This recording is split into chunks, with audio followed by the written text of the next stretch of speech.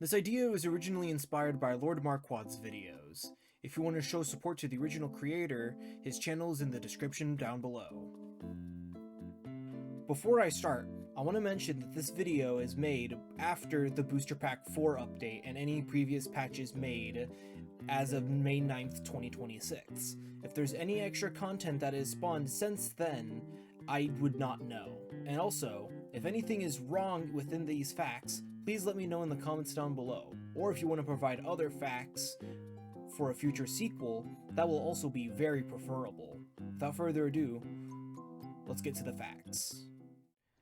The Battle Bricks was made in September 6, 2022 by Bucket Bazard.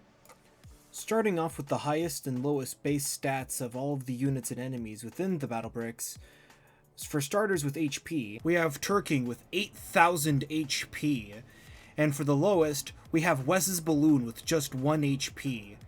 However, not including summons, Glass would be ahead with just 3 HP. The highest armor goes to Dark Shield Battler with a total of 100 armor. However, if we're going with an enemy that has armor across both forms, the highest would go to Ultimate and Beacon with 50 armor when they're capped. However, the lowest is a massive tie between a lot of different units who all have no armor.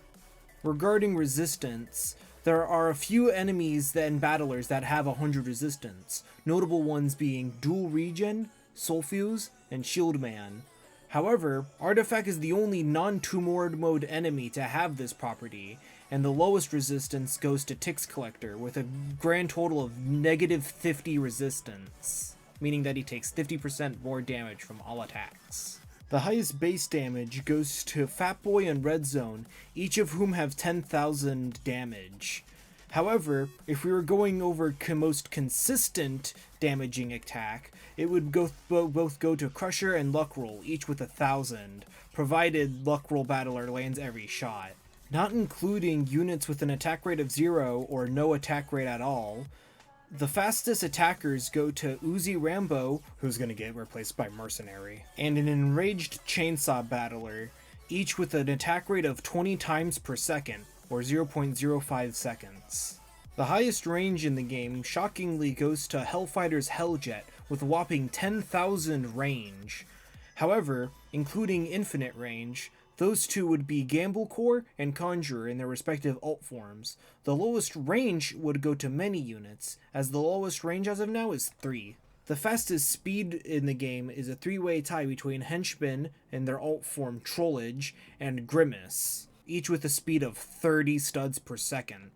And the slowest speed is 0, set by many different battlers who will not move from their base. Moving on to friendly stats, the highest cost in the game goes to Tarnished Sword and eventually Tarnished Slinger, both with a cost of 4,000 on 1 star, and the cheapest ones being Tumored Battler and the Regular Battler, each with having a cost of 50.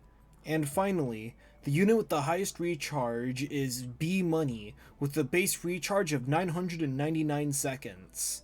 And fittingly, the person with the least amount of recharge time is Hobo Battler, with a base recharge of 3 seconds. If we include both Stars and Tumor mode, you would need to beat one stage 6 separate times, meaning that if you took every single stage in the Battle Bricks, you would need to beat 2,106 stages in total, including Anniversary with Cheese, to have fully beaten the game 600%.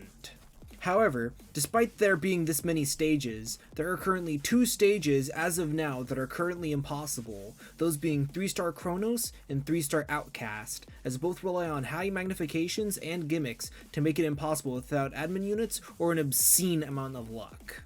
Speaking of an absurd amount of luck, there are 2 units in the game that rely on RNG as their moveset, being Gamble Battler and Princess, along with their respective alternate forms. In the community stage subchapters, these stages are made by players on the Tumor Discord servers, where they make stages with the current enemies that are in the game as of that update, not including enemies such as Anniversary with Cheese and bosses. Out of the 4 different community stage packs within the Battle Bricks, there are a total of 57 unique creators, with each pack having 14, 13, 16, and 14 unique creators each. The other 23 out of 80 creators are either listed as anonymous or have already made a stage in an earlier pack. Within every boss stage in a main chapter, there lies one enemy that is in all 3 boss stages, with Trowel in Chapter 1, Gallon in Chapter 2, and Principal in Chapter 3. Chapter 4 is the only stage that doesn't have an enemy appear in all 3 stages, such as Ponzalot and Windforce, who only appear in 2 stages. Omni immunity, as the name implies, is complete immunity to all status effects, including beneficial ones like healing or haste. However, despite what the name implies, there is actually 2 different types of Omni immunity within the battle bricks, being normal Omni immunity and immovable. And normal Omni immunity is immune to everything except recoil, such as recoil from the recoil cannon or spiritator, and immovable is completely immune to everything.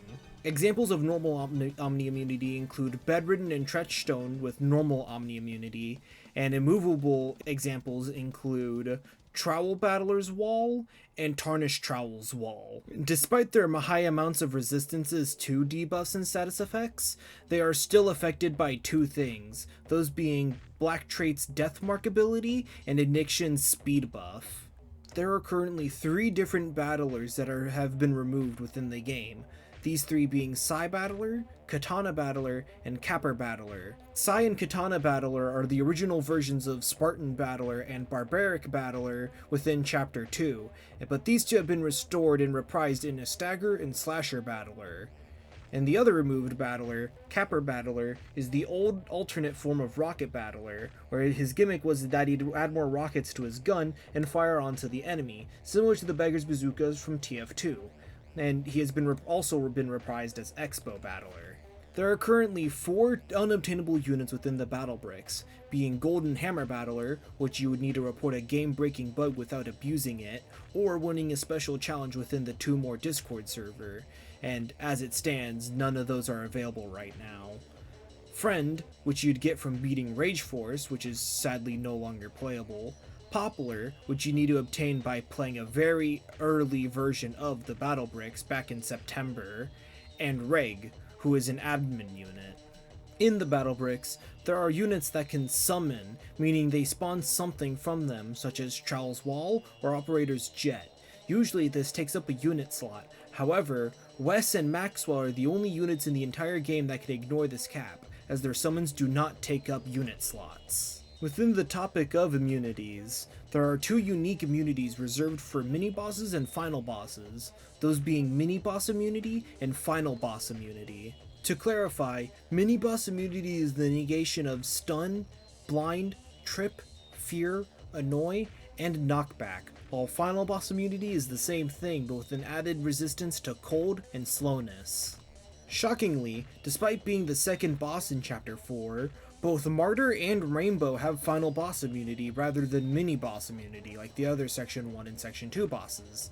The reason why is currently unknown, but it is believed to be since they both use passive attacks rather than active attacks for their flying phases, it doesn't change much, or because it ruins the script the bosses use. The only other bosses that don't have either of these immunities are Celebration and Birthday Battler, Bedridden and Treachstone, Father and Crusher, DJ Radical's Redmobile and Rockstar Radical's Bombcopter, and finally, Mystery Battler 2 and McDonald's Battler, along with their respective alt forms, as they all have either Omni or no immunities at all. Lastly, on the topic of immunities, there are 2 special immunities for 2 special bosses, being Inedible and Anti-American. Inedible makes it so that Giant Noob cannot eat that battler, and Anti-American makes it so that that battler cannot be converted by Patriot Warhead for whatever reason. If you want to know who, it's Little Turking and Infernus and Little Extreme. Going over to debuffs, there are currently 26 unique different debuffs within the game. Within these debuffs, there are 3 debuffs that are exclusive to only one battler and or one enemy, being Rainburn with Skittle and Omega Friend, Spiritator with Recoil, and Curse with Archetype Battler. An honorable mention will go to Microphone and DJ Radical with their alt form and summons respectively. Excluding Anniversary with Cheese's Uncanny Hazard, there are currently 7 different hazards, those being Charge, Recover, Singular, Gloom, Flare, and Smoke. Interestingly enough, All of these hazards, except Gloom and Singular, are connected to an existing buff or debuff, such as Haste and Overclock for Charge, Heal and Regen for Recover, and Burn for Flare. Every main chapter boss is connected to an existing Roblox account, with Doombringer obviously being Mr. Doombringer, Turking with Shedletsky, and Exex to 1x1x1, and Cesis with Clockworks. However, from many different staff from Timor, the list will end at Cesis, as the game no longer wants to use existing accounts to turn into bosses. No, we will not address FunKid. Within the different many enemies and stages, there exists many different references, such as TF2, Omori, Noobs vs Zombies, and some of Bucket's others games such as Color Cruelty and Rage Force. Within the Special Battlers tab, there is currently one other battler that you can get from beating another game, being Blood Obby, which you will obtain blood. There will be other obtainable battlers this way, such as from the Tsunami game, as well as Race First 2, whenever those will get added. Within the maps, there exists many out-of-bounds secrets, such as extra lanterns in Rainbow's map, the old version of Monolith, and extra Easter eggs within certain maps. There are very few units and enemies that take another path or have unique movements rather than just walking, those with flight such as Winged Battler and Flight, as well as Monolith, who can only move using their jump move. Within some enemies and units, there are some that cannot be targeted by normal means, as they are untargetable by normal means. Some examples include Little Kronos and Kronos, Jet and Helljet, and Shader before she reveals herself. Despite the name untargetable, they can still be hit and are even killed with various methods and attacks, such as Little Man's Scream, Outcast's Roar, and Crusher's passive ability where he kills anything that tries to pass through him. You could also use the Sandbox toolkit to do the same thing. Speaking of Sandbox, it used to only have one song, that being a remix of the Rush song from Battle Cats. This was changed to just have the regular stage song you'd play on. In Sandbox, there is a special interaction with Ignition, where the Ignition buff is active at all times. Detonator also kinda has one, but it only makes it so that Detonator lasts 20 seconds because you start with max bank. Out of all of the enemies, Kronos has the longest death animation with a total of 18 seconds, with Infernus being in second place with a 12-second death animation. In Timor mode, the game canonically takes place in the future after you have defeated everything, which includes whatever is in Chapter 7. With this, all of the enemies you fought in the previous mode are the same person. However, the bosses have all either survived and or got altered in a way that you can fight them again in Timor mode. Examples like Hellfighter, where he survived his explosion and tries to get revenge, Extreme, where it's Exec's creation trying to kill you again, and Kronos, which is Cesis' true forms. These are all connected to their normal mode variants in some way.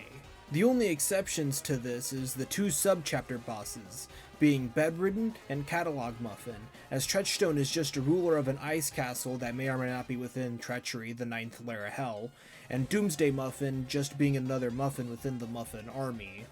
The unit with the most sound effects in the game is Kronos, with a grand total of 29 unique sound effects across their summons, spawns, and different forms, with second place going to Outcast with 17 unique sound effects.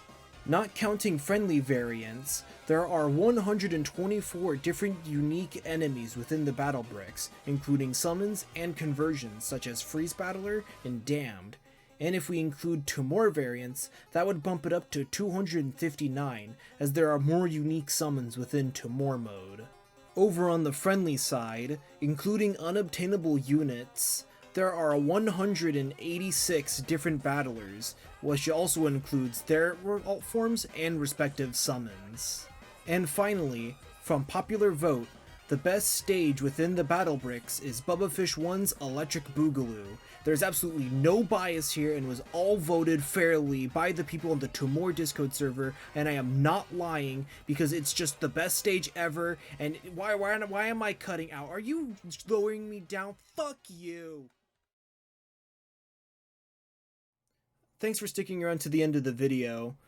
Each of the facts may not be too interesting, but I'm glad you still managed to watch to the end nonetheless. Be sure to leave a like and subscribe if you want to see more of this content in the future, especially when Chapter 5 releases, or just any other facts that I might have forgotten. Thanks for watching.